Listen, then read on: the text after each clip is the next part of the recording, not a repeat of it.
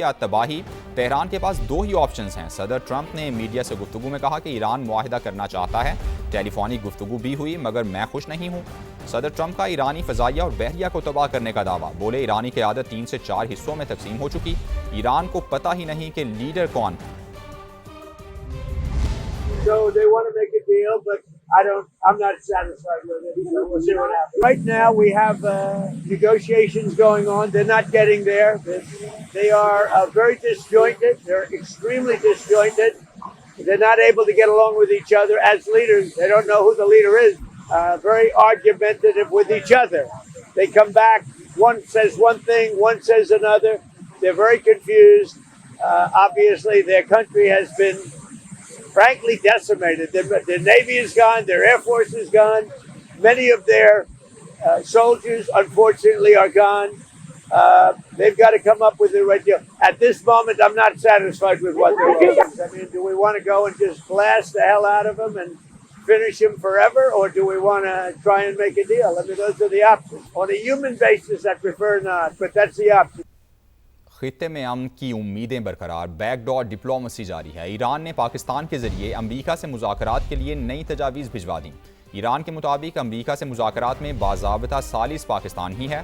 तर्जुमान वज़ारत ख़ारजा इस्माइल बकाई ने कहा कि बहुत से दीगर ममालिक भी सालिसी में मदद के लिए तैयार हैं। बातचीत का फैसला किया तो सबको आगाह करेंगे।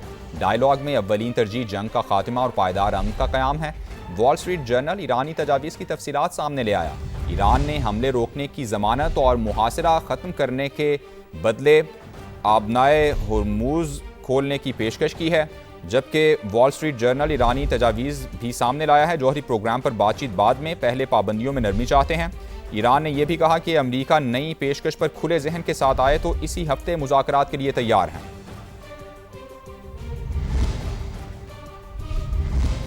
अमरीकी सदर डोनाल्ड ट्रंप ने कहा है कि ईरान जंग से जल्दी नहीं निकलेंगे वरना मसला दोबारा पैदा हो जाएगा। ईरान ऐसी तजावीज़ पेश नहीं कर रहा जो हमारे लिए काबिल कबूल हों। हम इस मसले को मुकम्मल और दुरुस्त तरीके से हल करेंगे। फ्लोरिडा में तकरीब से खिताब करते हुए सदर ट्रंप ने कहा कि ईरान एटमी हथियार नहीं रख सकता। अगर हमने B-2 बमबार तैयारों के जरिए ईरान को ना रोका होता तो उनके पास एटमी हथियार होते और वो इसराइल, मशरिक़ वस्ता और यूरोप तबाह कर चुके होते।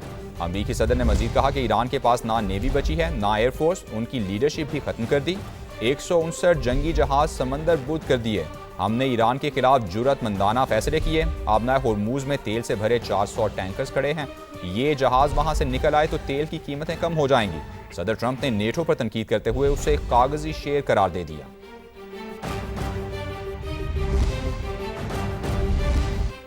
ईरान के सुप्रीम लीडर मुश्तबा खामनई ने दुश्मनों के खिलाफ मुआशी जंग की अपील कर दी। कहा इक़्तिसादी और सकाफती जिहाद के जरिए मुखालिफिन को शिकस्त दी जाए।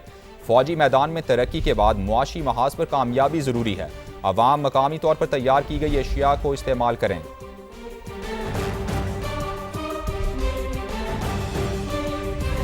अमरीकी सदर डोनाल्ड ट्रंप की एक बार फिर वज़ीर आज़म पाकिस्तान शहबाज शरीफ और फील्ड मार्शल सैयद आसिम मुनीर की तारीफ। कहा वो दोनों शख्सियात की बहुत इज्जत करते हैं। वो हमारे साथ मिलकर काम कर रहे हैं।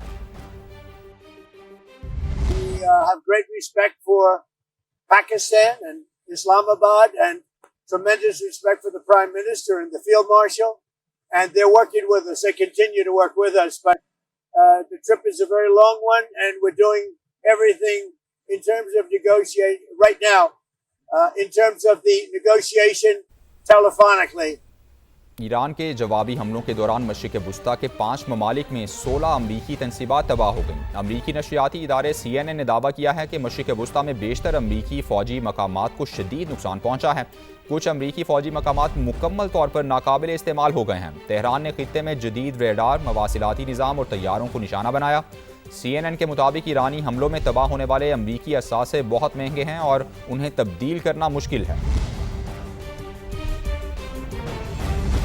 आबनाए हुर्मुज़ से गुजरने के लिए ईरान को अदायगियों पर अमरीका की वार्निंग। अमरीकी महकमे ख़जाना ने जहाज़ों को टैक्स देने से रोक दिया। कहा आबनाए हुर्मुज़ में तेहरान को टॉल देने वाले जहाज़ों पर पाबंदियाँ आयद होंगी।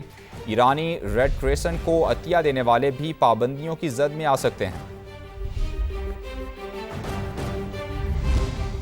अमरीकी वज़ीर जंग का जर्मनी से 5000 अमरीकी फ़ौजी वापस बुलाने का हुक्म। अमरीकी फ़ौजी आइंदा 6 से 12 माह में वापस बुला लिए जाएंगे। अमरीकी वज़ीर जंग का जर्मनी से 5000 अमरीकी फ़ौजी वापस बुलाने का हुक्म। अमरीकी फ़ौजी आइंदा 6 से 12 माह में वापस बुला लिए जाएंगे।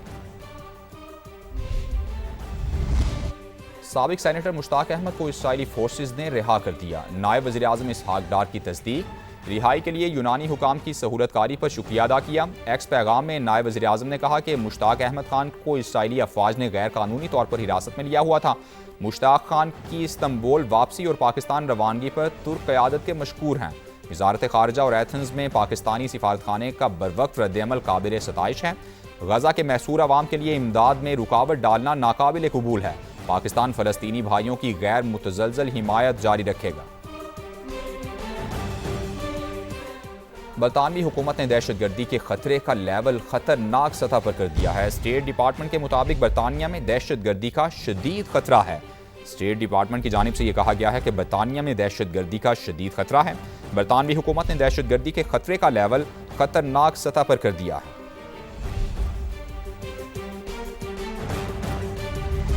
बाजोड़ में फितना खवारिज की बुज़दिलाना कार्रवाइयाँ जारी हैं। मामून के क्रिकेट ग्राउंड पर क्वाडकॉप्टर से हमला किया गया, जिसमें 3 अफराद जख्मी हो गए। वज़ीर इत्तलात अताउल्लाह तारट का सख्त रद्द-ए-अमल। अफगान तालिबान पर कड़ी तनकीद की।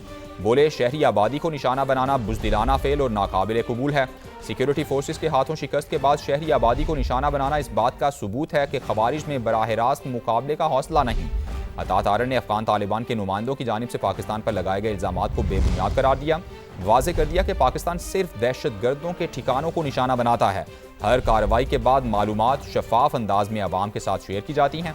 वज़ीर इत्तलात ने यह भी वाज़ेह किया कि दहशतगर्दों के खिलाफ जंग सच्चाई, उसूलों और ईमान पर मबनी है, जबकि खवारिज और उनके भारतीय हिमायत याफ्ता मुआविनीन की जंग और अंजाम दोनों ही बुराई की अलामत हैं।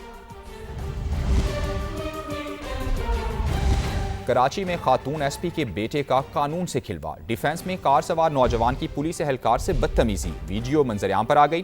पुलिस ने हूटर लगी गाड़ी को रोका तो कार सवार ने एहलकार का गिरेबान पकड़ लिया। डीआईजी साउथ का तहकीकात का हुक्म, सख्त कार्रवाई की हिदायत कर दी। शाहनवाज कादरी की रिपोर्ट देखिए। प्राइवेट गाड़ी पर हूटर और पुलिस की नंबर प्लेट। स्नैप चेकिंग के दौरान 2 एसपी के बेटे लड़ पड़े। कराची के इलाके डिफेंस में ड्यूटी पर मामूर चौकी इंचार्ज शाहजैन ने प्राइवेट गाड़ी पर पुलिस लाइट देखकर रोका। पूछगछ की तो गाड़ी चलाने वाला उलझ पड़ा। गिरबान पकड़ा, नाजेबा अल्फाज इस्तेमाल किए। तमीज से बात कर, तरीके से बात कर। इसे वीडियो डिलीट करो। आहिस्ते। तू डिलीट कराएगा? हाँ, मैं कराऊंगा। इतना बड़ा हो गया। तू आहिस्ते बात करेगा नहीं करेगा? आहिस्ते बात क्या करेगा तू? बैठो गाड़ी में, मैं देखता हूँ तुझे। बेटा चल रे, गाड़ी नंबर प्लेट लगाई है तूने? अम्मी को बुलाओ भाई। झगड़ा बढ़ा तो कार सवार फरार हो गया। पुलिस ने गनमैन को धर लिया। समा से खुसूसी गुफ्तगू में शाहजैन ने इल्जाम लगाया कि खातून एसपी नसीम आरा ने रात गए थाने आकर धमकियां दी और सिक्योरिटी गार्ड को जबरदस्ती साथ ले गयी।